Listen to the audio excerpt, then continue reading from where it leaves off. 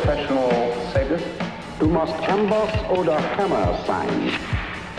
You must be anvil or hammer. I see you know your better. Can you see me as the anvil? Precisely. I am going to hammer you. Yes, sir? Yes, sir, everything's under control. No, sir, no problems. Assistance? No, no, sir, I can manage. Yes, sir, of course. You see you. You were saying something about a hammer? A hammer? A hammer? A hammer? A hammer? He's an arms dealer, a former OSS member, retired from the CIA. That's right. He is called the Wizard of Whispering Death. Right. Developed I've in heard that phrase. 1960. Ingram M10 machine gun pistol. Right. And the first submachine gun silencer, which was featured in this Day of the Condom. Right.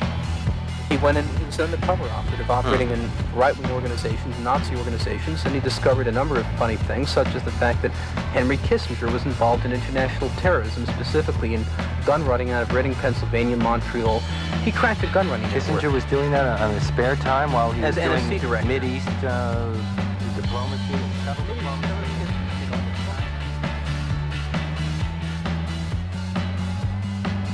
If we don't have cheaper energy and abundant energy, we're going to have a massive industrial decline, and the current depression which we're now entering a 1929-31 type of slide. Any intelligence service worth a damn gets 9/10 of its intelligence from public record services and then infers things by cross-grading. That's how intelligence work is done. Ask any military intelligence officer how they do it. And abundant energy, you can't have capital-intensive industrial production. And if you don't have capital-intensive industrial production, you have a collapse in the productivity of labor, which has been going on for the last couple of years, according to the numbers. And if you have a collapse, that the greatest thrill in the world is to stand behind the curtain and manipulate the masses from a distance. They refuse to recognize that where marijuana is grown, food is not grown. They refuse to recognize that their opposition to nuclear energy means that billions of people will die because of their special private needs. Now, he was Jesuits in the B'nai B'rith, setting up the Ku Klux Klan, or being involved in the Lincoln assassination. He did catch a number of Jesuit operatives in the Lincoln assassination, and he blew this, and he tied their connection back to the Habsburg court. He was painting portraits in the Habsburg court. He was able to collect a good deal of information, and he did publish a book on the subject. Mm-hmm. The painter business in Europe was mainly a political cover.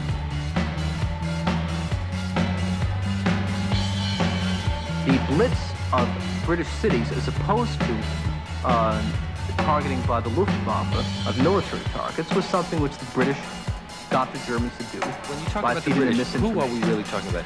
And convinced Malthus, David Ricardo, that this was an intentional tactic on the part of the British High Command, because the cities could take the damage. They didn't give a damn about it. We're talking about a group of families they want to avoid military targets for the last 300 years. Encourage the Germans through misinformation and other things which they had allegedly because of code cracking. I think they also had some agents in place in Berlin, which they don't talk about. But that's a different issue. They encouraged this stuff. They were real human bastards. And the bombing of Dresden was the other thing from the other side. It was a totally vicious, dirty action. It was a hostile city. And the purpose of the thing was to tell the Soviet Union, look, we are such psychotic, murderous, crazy bastards, you better watch out for us, because we'll do anything. Mm-hmm. Which was Richard Nixon's theory, the irrational would frighten them. Nixon would call it the madman theory of foreign policy. Yeah, well, so I guess he learned it from Winston Churchill. From Kissinger, actually. Is there still any form of blood sacrifice? Oh, there is indeed.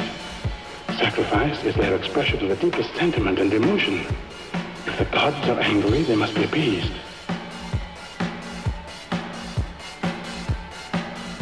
Bertrand Russell is an evil British intelligence executive.